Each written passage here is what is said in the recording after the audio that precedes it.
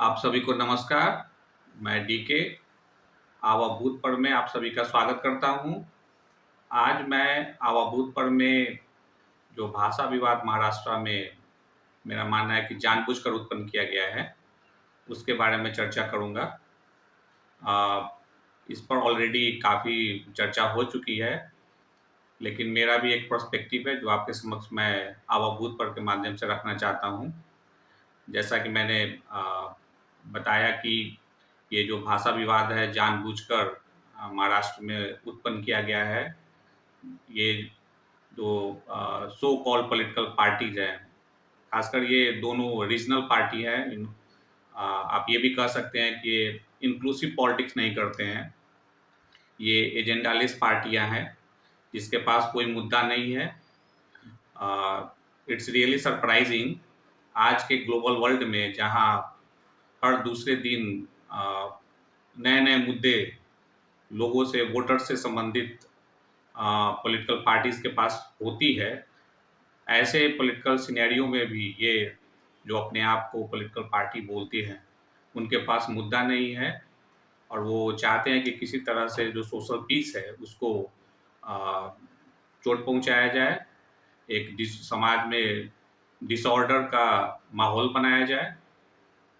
इसमें बिल्कुल मेरा मानना है कि ऐसी पॉलिटिकल पार्टी जिनका कि भारतीय संविधान में कोई विश्वास नहीं है, जो भारत की विविधता है, जो डाइवर्सिटी की बात करते हैं, उसमें कोई विश्वास नहीं है, इनका भारत की जो कानून व्यवस्था है उसमें कोई विश्वास नहीं है।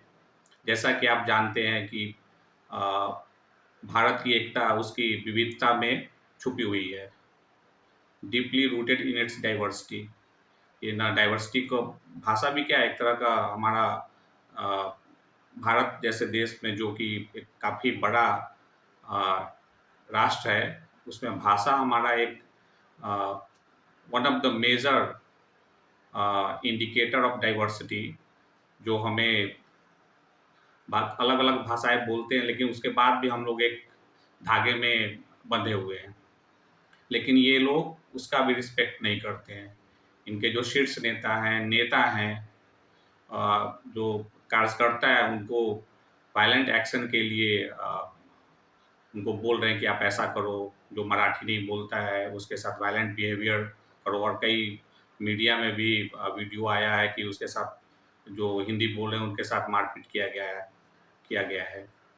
तो मेरा मानना है कि ऐसी जो पॉलिटिकल पार्टी है, इनका सख्त लहजे में विरोध होना चाहिए, इनका बहिष्कार करना चाहिए। अगर महाराष्ट्र की जो वोटर का जो ट्रेंड देखा जाए तो ऑलरेडी इन लोगों को हाशिए पे ला रखा है। अब मुझे लगता है कि आगे भी इनको, इनके खिलाफ वोट के माध्यम से ही ऐसा करेंगे कि ये जो थोड़ा बहुत भी बोल पा रहे हैं वो भी नहीं बोल पाएंगे। इसमें मेरा एक और अलग दृष्टिकोण है कि ये बार बार कि मराठी बोलना, नहीं बोलोगे तो महाराष्ट्र में रहना नहीं है, ऐसा बोल रहे हैं। तो इनसे मेरा सीधा सवाल है कि क्या आपने आज तक कोई ऐसा लिस्ट जारी किया है कि आपको किस किस भाषा का ज्ञान है, कौन कौन सी भाषा आप बोलते हैं, पढ़ने लिखने आता है? दूसरा, आप भारत के किस किस हिस्से में गए हैं अभी तक? जहाँ भी गए हैं क्या वहाँ का लोकल लैंग्वेज आपको आता था? अगर आता है तो एक सेल्फ डिक्लेरेशन ही कर दें।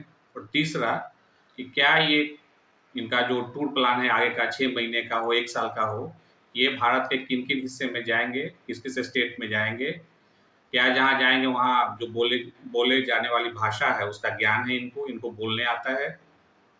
अगर नहीं आता है तो क्या ये नहीं जाएंगे? कुछ इस तरह का सेल्फ डिक्लेरेशन कर दें।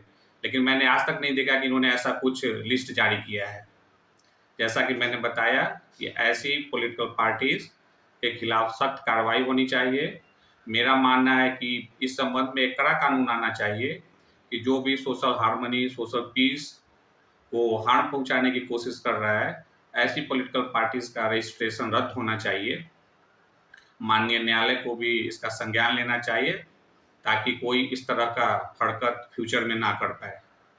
अब आते हैं जो तीसरा इसमें काफ़ी महत्वपूर्ण पहलू है, जिसको ये लोग महाराष्ट्र के सम्मान, मराठी भाषा का सम्मान, महाराष्ट्र के अस्मिता से जोड़कर लोगों के सामने गलत तरीके से ला रहे हैं।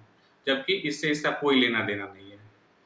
मैं एक उदाहरण के हेल्प से आपके सामने मैं बताना चाहता हूँ कि अगर कोई भी व्यक्ति जो इंडियन नागरिक हुआ ना भी हो, अगर वो महाराष्ट्र का सम्मान करता है, मुंबई फाइनेंशियल कैपिटल है देश की, और उसका सम्मान करता है, तो क्या उसको मराठी भाषा बोलने की आवश्यकता है? इसका सीधा उत्तर है नहीं।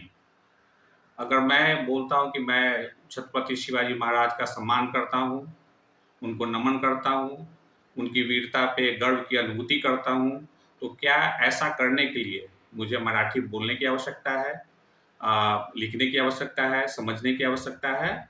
ऐसा बिल्कुल नहीं है। बिल्कुल, सारे भाषाओं का सबको इज़्ज़त करना चाहिए, सम्मान करना चाहिए, लेकिन अगर कोई नहीं बोलता है तो क्या उसको फ़ोर्सली कि नहीं तुम बोलो ही, ऐसा कर सकते हैं? क्या ऐसा कानून किसी को अलाउ करता है? इसका सीधा उत्तर है नहीं। तो मेरा मानना है कि ऐसे पॉलिटिकल पार्टीज़ आज के टाइम में जो वोटर्स हैं काफ़ी मैच्योर हैं।